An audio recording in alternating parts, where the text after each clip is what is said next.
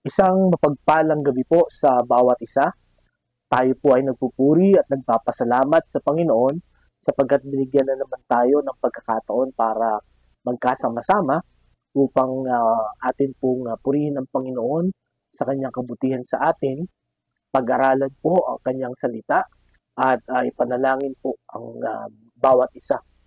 Sa gabing ito, nawa ang bawat isa ay may maayos na kalagayan at malusog na pangangatawan. Ano po? At kung meron po tayong kakilala or kapatiran na may karamdaman sa oras na ito, ay huwag po nating kaligtaan na sila po ay ipanalangin. Sa pagkakataong ito ay atin na pong pag-aaralan ang kanyang salita. Kaya buksan na po natin ang ating mga Bibles sa Luke chapter 23 verses 44 to 46. Luke 23 verses 44 to 46. Ang sabi po dito, "It was now about the 6th hour, and darkness came over the whole land until the 9th hour. For the sun stopped shining, and the curtain of the temple was torn in two. Jesus called out with a loud voice, 'Father, into your hands I commit my spirit.' When he had said this, he breathed his last." Pagpalain po ng Panginoon ang pagkabasa ng kanyang salita, tayo po ay manalangin. Panginoon, salamat po sa pagkakataon muli na inyong binigay sa amin. Salamat po sa oras na ito na amin na po pag-aaralan ang inyong pong salita. Panginoon, sa gabi ito ay akin pong pinapanalangin ang bawat isa na makakarinig ng inyong salita. Buksan mo ang puso't isipan namin para ito, Panginoon, ay maunawaan namin at ito'y maisagawa namin sa buhay namin. Kaya, Panginoon, samahan mo po kami sa aming pag-aaral sa pagitlat ng tindalangin namin sa pangalan ni Jesus. Amen. Ayon po sa World Population Review, ang bilang daw po ng namamatay na tao per second ay 1.93, no? So almost dalawa. At every minute 116, and every hour ay 6,952. At sa isang araw ay 166,859. Okay? So napakadami po ng mga namamatay. Ano po? Every day, every hour, every minute, and every second. At marahil nga po dito sa mga numerong ito, may mga kakilala tayo, kaibigan tayo, o mahal sa buhay na kasama dito. Nakakalungkot man na ito ay sabihin. Pero ngayong gabi, akin pong iniisip ilan po kaya doon sa mga namatay sa araw na ito ang nakapagbigay ng huling habilin. Ano po? Sapagkat naniniwala po ako na napakahalaga ng huling habilin sa isang tao na mamamatay at dun sa mga maiiwan. Di po ba? Noon pong 1 week before na mamatay ang aking nanay, ay nagbigay po siya sa akin ng huling habilin.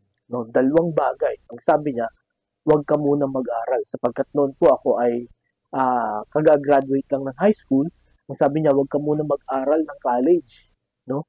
At ang pangalawa, ay suportahan mo itong 2 mong kapatid, itong kakambal mo at ang iyong bunsong kapatid. Tulungan mo sila sa kanilang pag-aaral. At yun po ay hindi ko malilimutan. Ano po? Siguro hanggang sa kunin na rin ako ni Lord yung huling habilin na yun. Bagamat hindi ko po yun natupad, pero ang Panginoon po ang tumupad ng hiling na yun or habilin na yun ng aking nanay. At sa gabing ito, mga kapatid, ang ating pong pag-aaralan ay ang huling salita ng Panginoong Hesukristo bago po siya mamatay doon sa krus ng Kalbaryo.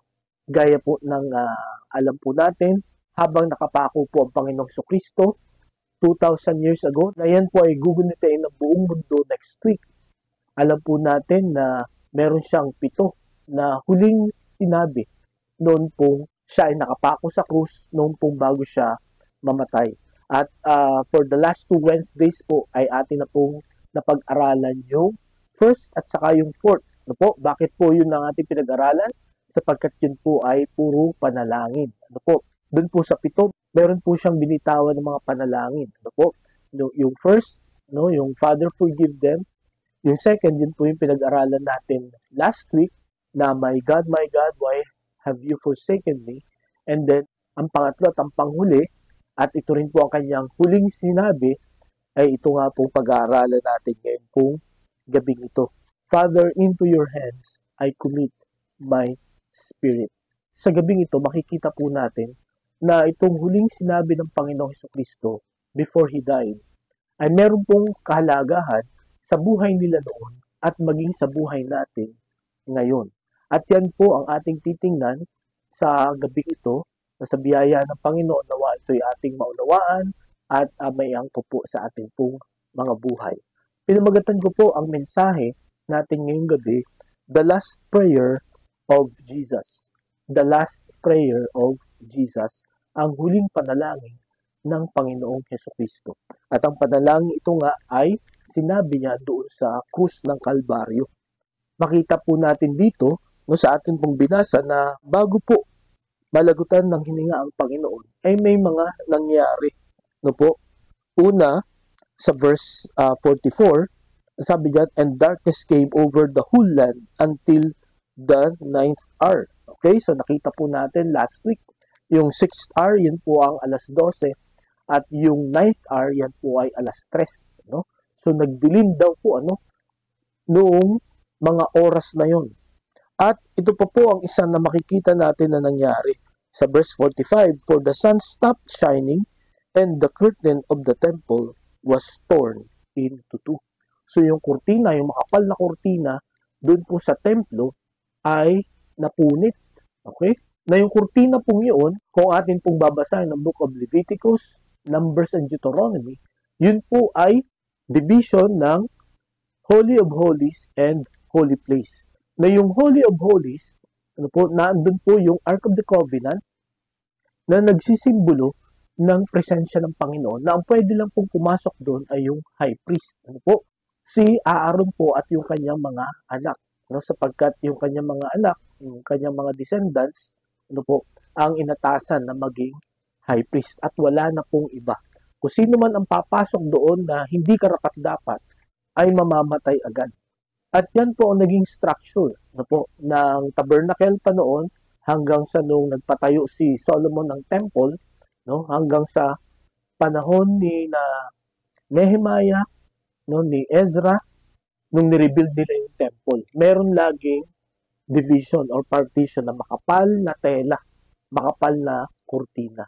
Ngunit nung malapit nang mamatay ang Panginoong Hesukristo, ito ay napunit.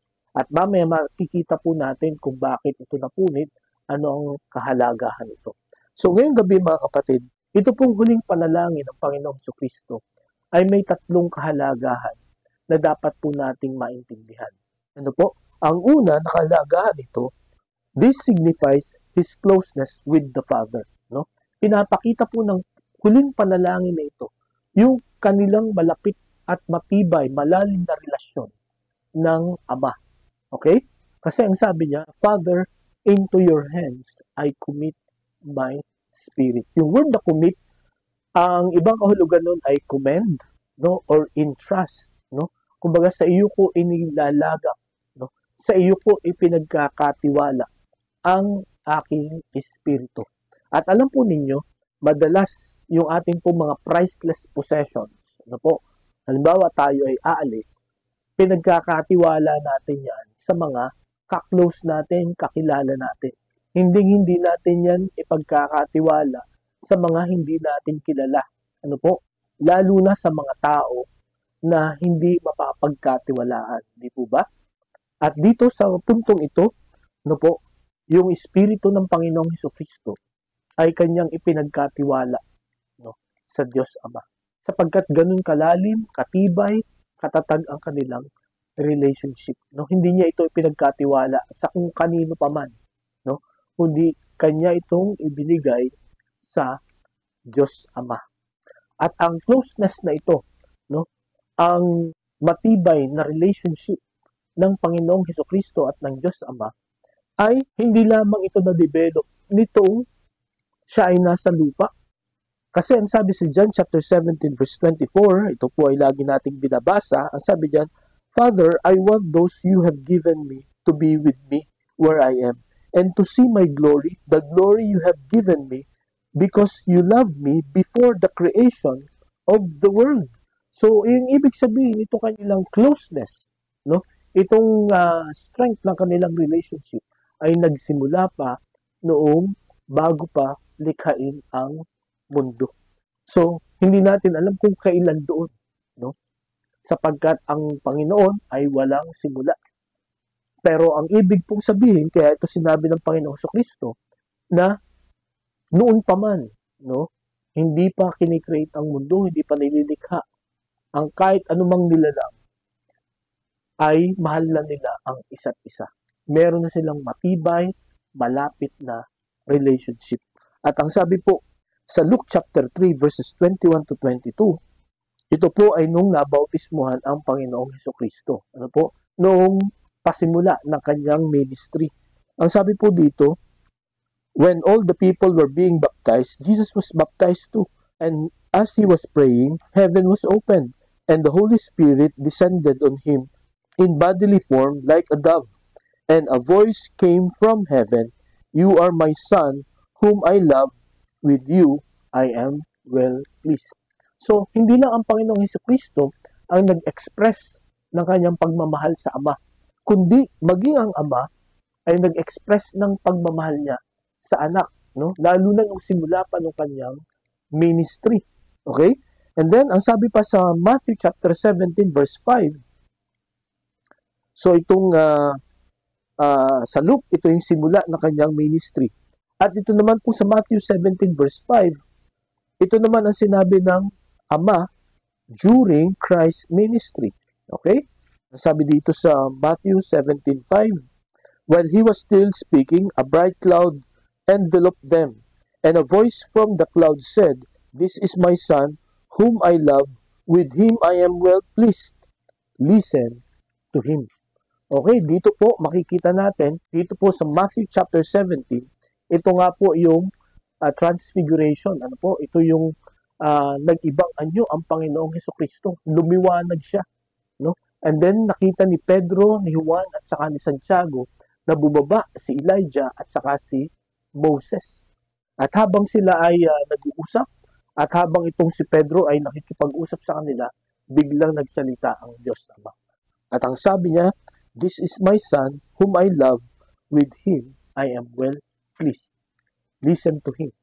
Okay? So again, in-express ng Diyos Ama ang kanyang pagmamahal sa Panginoong Hesukristo. Kaya makikita po natin dito, no, na itong panalangin ito, itong last prayer ng Panginoong Hesukristo ay nagpapakita, no, ng matatag, matibay, malalim, no, at malapit na relationship ng Diyos Ama at saka ng Panginoong Hesukristo, ng Diyos Anak. Nung sinabi niya, "Father, into your hands." No? Sa iyo ko po pinagkakatiwala ang aking espiritu. At ngayong gabi mga kapatid, alam niyo po ba, pwede rin po tayo na magkaroon ng malapitan, no, matatag, matibay na relationship sa Panginoon, sa ating pong Diyos Ama. At yan po ang sinasabi ng verse 45. Ang sabi diyan, "For the sun stopped shining and the curtain of the temple was torn in two." So, ayon po sa mga theologians, ano po, sa mga Bible experts, ang dahilan kung bakit napunit itong kurtinang ito na namamagitan sa Holy of Holies at saka sa Holy Place ay para ipakita, ipaalam sa mga tao that we can go directly to God through the Lord Jesus Christ, sa pamamagitan po ng Panginoong Hesukristo. Okay? Kung dati hindi ka basta-basta pwedeng tumawag doon, kailangan mo ng sacrifice, no? Kailangan mo ng mga hayop na iaalay, ano po, at kailangan mo ng priest, no? Para merong mag-pray para sa iyo. Pero dito makikita po natin, ayon po sa mga theologians, based po sa utos ng Panginoon doon po sa Leviticus, Numbers at saka sa Deuteronomy, na ang purpose ng curtain na yun ay para hindi ka makapunta doon sa Holy of Holies. Nung ito ay napunit, ang ibig po sabihin, pwede ka na pumunta doon. We can have a closer relationship with God also nung pinanalangin ng Panginoon ang panalangin ito. Ano po?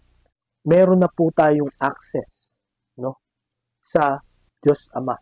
Kaya nga ang sabi po sa Hebrews chapter 4 verse 16, "Let us then approach the throne of grace with confidence so that we may receive mercy and find grace to help us in our time of need." we can go with confidence sa throne of grace. Ang ibig sabihin po, pwede po tayong tumawag directly sa Diyos Ama, no? With confidence, yung hindi po tayo natatakot, no? Sa King James, boldly, no? Yung may lakas ng loob, no po. At ang promise dito, no, tayo po ay makakakuha ng awa at biyaya, no? Para matulungan tayo sa panahon ng ating pangangailangan.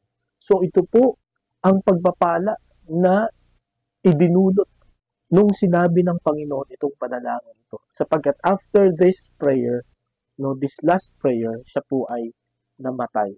At yun nga po, bago mangyari yung napunit yung curtain, no, sa temple lang. Ibig sabihin, we can go directly to God. We can be close to the Lord. No? Na yun naman po talaga ang plano ng Panginoon sa bawat sa atin. Na tayo po ay bumalik sa Kanya.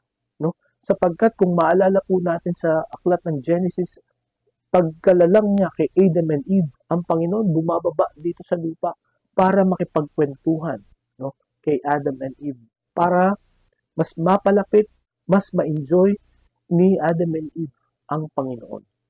Ngunit nakakalungkot, no po, dahil nga po sa kasalanan, dahil po sa kanilang pagsuway sa utos ng Panginoon, tayo po ay nahiwalay. Dahil sa kasalanan, no, tayo po ay napalayo sa Panginoon. Pero salamat sa Diyos sapagkat siya'y gumawa ng paraan. And He sent the Lord Jesus Christ as the ultimate sacrifice para po kung tayo'y sasampalataya sa ginawa, sa kamatayan ng Panginoong Kristo, tayo po ay makakabalik, no?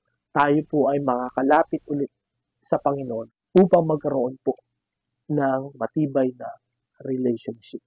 Kaya salamat sa Panginoon sapagkat yan po ang kanyang plano sa atin. Ang sabi po sa John 14, verse 21, whoever has my commands and obey them, he is the one who loves me.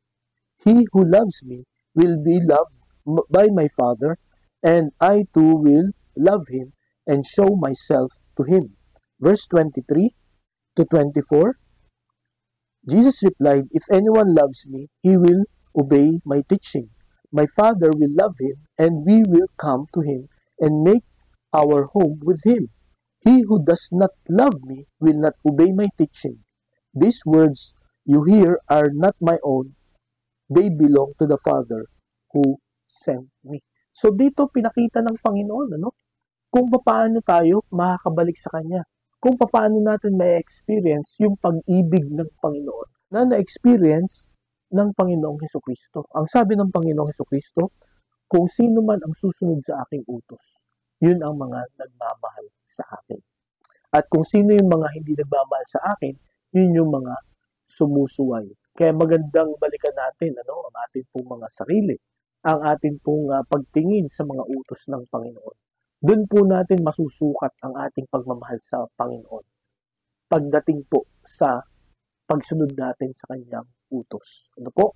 So ano po ang mga utos na narinig nyo na sinabi sa inyo ng Panginoon at ilan na po doon ang ating pong sinusunod. Through this last prayer of the Lord Jesus Christ, ano po? It signifies His closeness with the Father. At dahil din po sa Panginoong Hesukristo, kung tayo po ay sasampalataya sa Kanya, we can have a closer relationship with the Father also. And we can experience God's love to us. At yun nga po, maliwanag ang sinabi sa John 14, kailangan po natin na sundin ang kanyang mga utos. Okay po? So sa gabing ito, gaano na tayo ka-close ng Panginoon? Kung ito ang paraan para ma-experience natin at maiparamdam natin sa Panginoon ang ating pong pagmamahal. So yun po ang nakita natin na una na kahalagahan ng huling panalangin ito ng Panginoon Kristo. It signifies His closeness with the Father. Secondly, it signifies His commitment to the mission. No? Pinapakita nito yung panata ng Panginoon doon sa kanilang plano. No? Kung bakit sinugo ng Diyos Ama ang Diyos Anak dito sa lupa.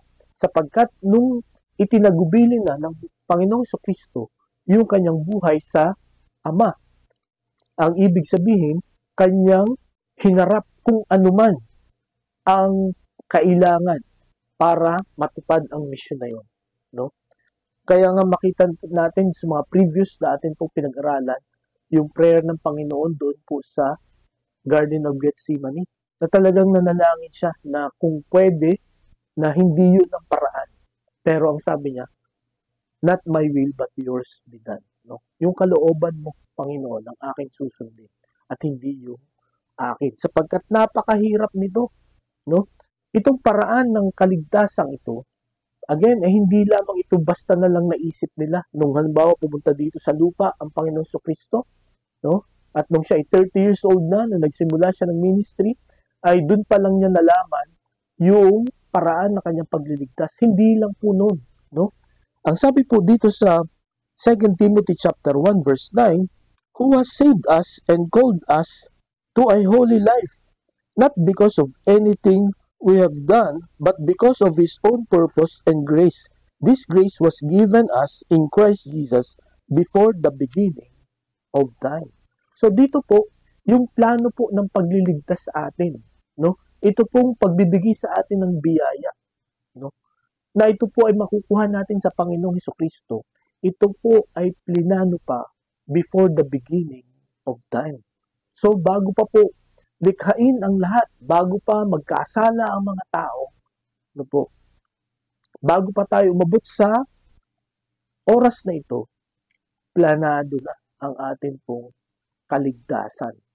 At alam na rin ng Panginoong Hesukristo ang paraan kung papaano tayo maliligtas. At yun nga po ay sa pamamagitan ng pagpaparusa sa Kanya, pagkapako sa krus, no? By becoming the ultimate sacrifice. Para tayo ay maligtas na once and for all, para kung sino man ang sasampalataya sa ginawa ng Panginoong Kristo ay hindi na mapapahama kundi magkakaroon ng buhay na walang hanggan.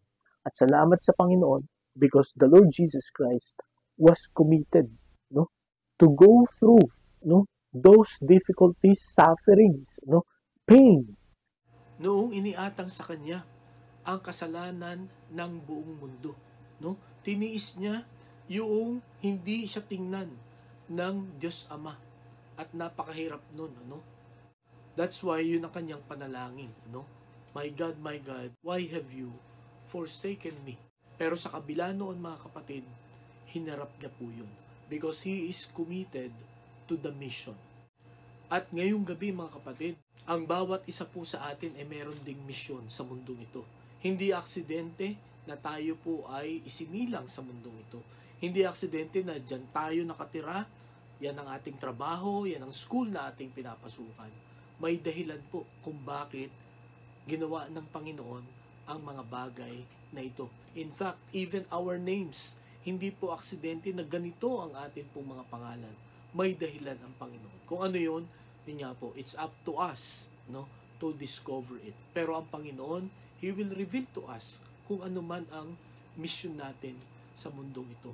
At nawa, makita natin yon habang tayo po ay malalakas pa, no? Habang tayo po ay may kakayahan pa na gawin yun. Ano po? Yung mission na yun.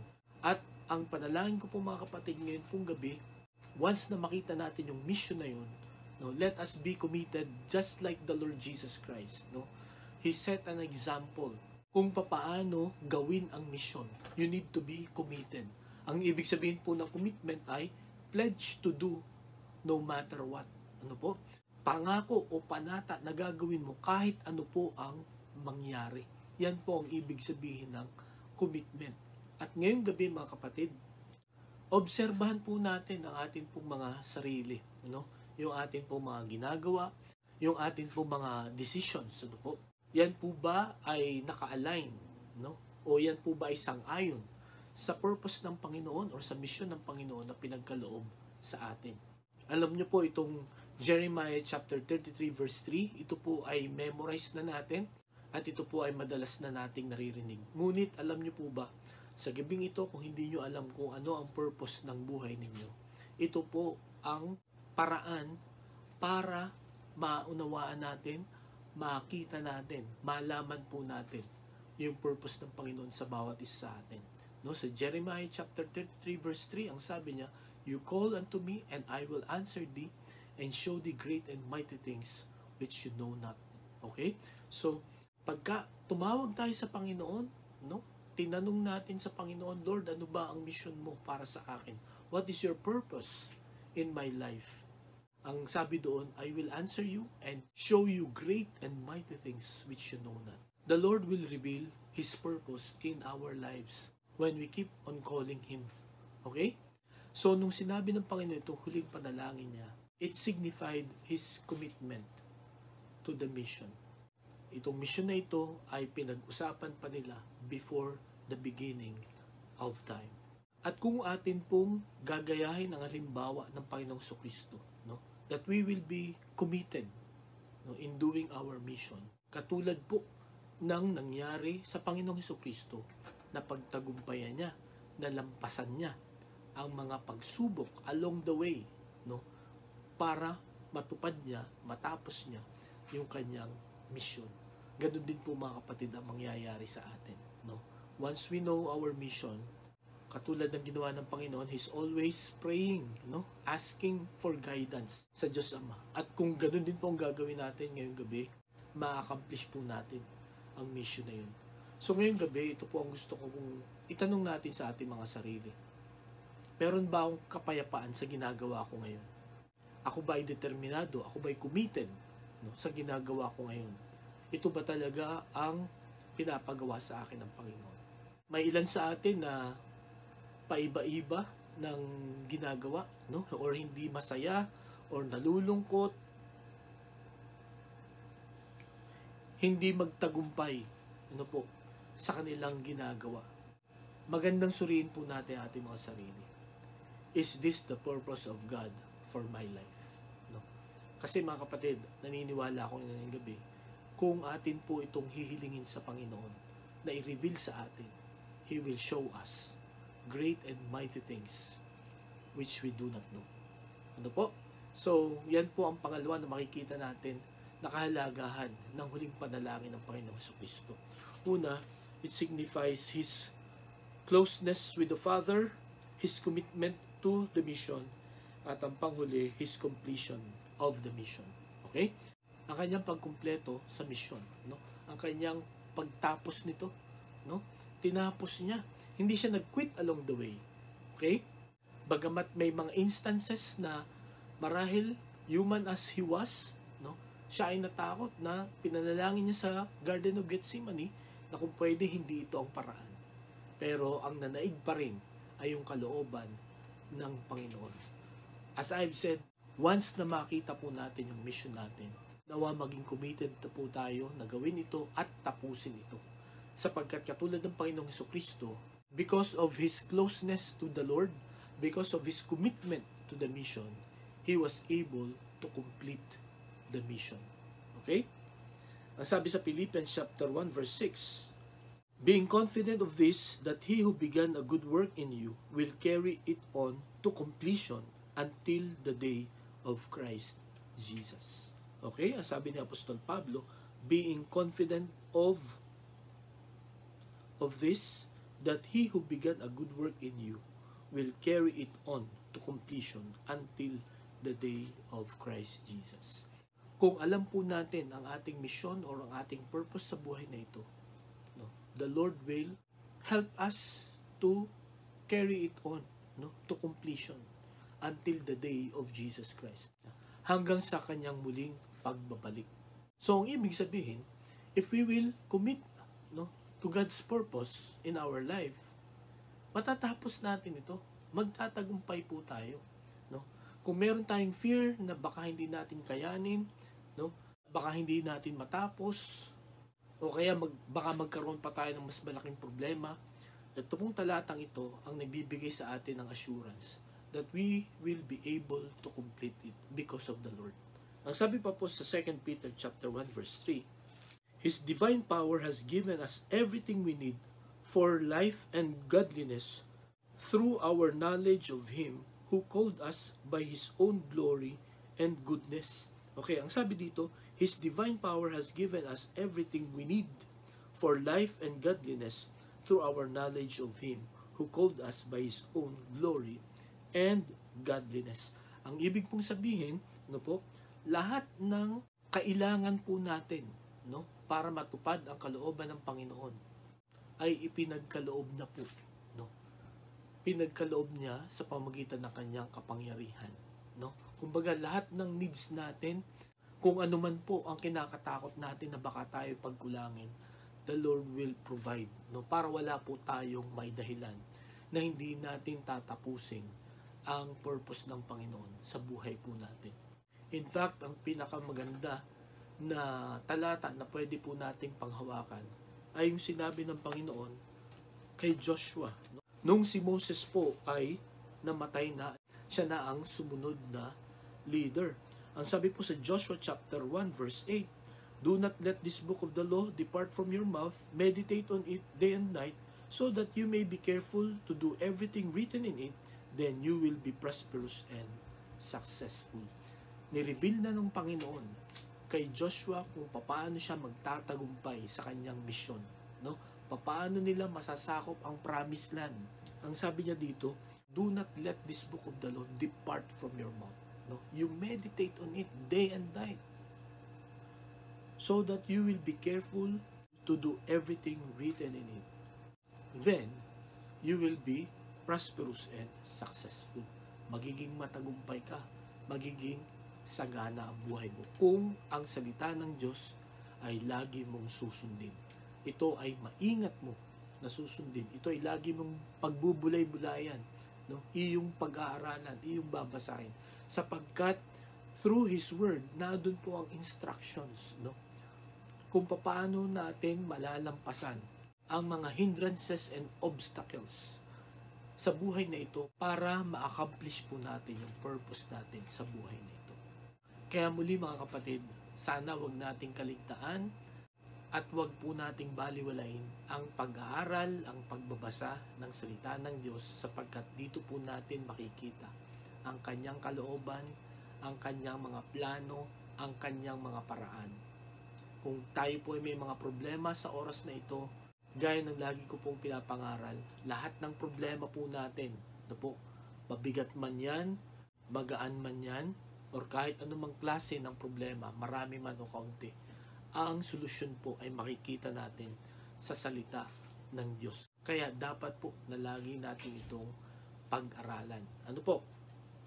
So ito po ang tatlong kahalagahan na makikita natin sa huling panalangin ng Panginoong Hesukristo.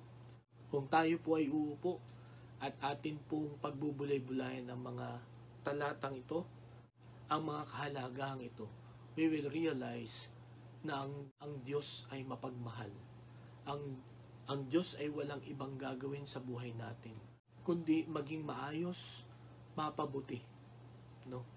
Ngunit meron siya mga paraan na inilatag sa bawat isa atin para mangyari ang mga bagay na yun. At ito pong huling panalangin ng Panginoong Hesukristo ay isa sa mga makikita natin na mga paraan. No? We need to be close to the Father. We need to be committed to the mission so that we will complete this mission of ours. Alam na po ba natin kung ano ang ating mission or purpose sa buhay na ito? Nasaan na po kaya tayo? Katulad ng Panginoong Hesukristo, He was so dependent on the Lord. That's why He was able to accomplish it. Kung tayo rin po ay magiging dependent sa Panginoon, we will accomplish our mission. At sa atin po pagkikita ng Panginoon, and I'm sure ganito po ang nangyari nung umakyat na ang Panginoong Hesukristo sa langit. No po? Pwede nating sabihin sa Diyos Ama, no, sa ating Panginoon, mission accomplished. Tayo ba'y manalangin? Panginoon, salamat po sa inyong paalaala, salamat po sa inyong salita, salamat po sa Panginoong Hesukristo na hindi siya nag-give up. He was committed to finish the mission. At salamat po sapagkat natapos niya ito. Sa inyong guidance, sa inyong pong pangunguna. At dahil po ito ang inyong plano before the world began, sana Panginoon, ito rin po ang maging panuntunan namin sa bawat araw ng buhay namin. Lord, please reveal to us your purpose, your mission sa bawat isa sa amin. At tulungan mo kami na maging committed din na kumpletuhin, na tapusin ang mission na ito. Para sa panahon na aming pagpunta sa langit, ay masabi rin namin na mission accomplished. Panginoon, pagpalain mo ang inyong salita sa buhay ng bawat isa sa amin. Sapat lahat ng ito'y dalangin namin sa pangalan ni Jesus. Amen. Maraming salamat po sa inyong pakikinig. Pagpalain tayo ng Panginoon at magandang gabi po sa bawat isa.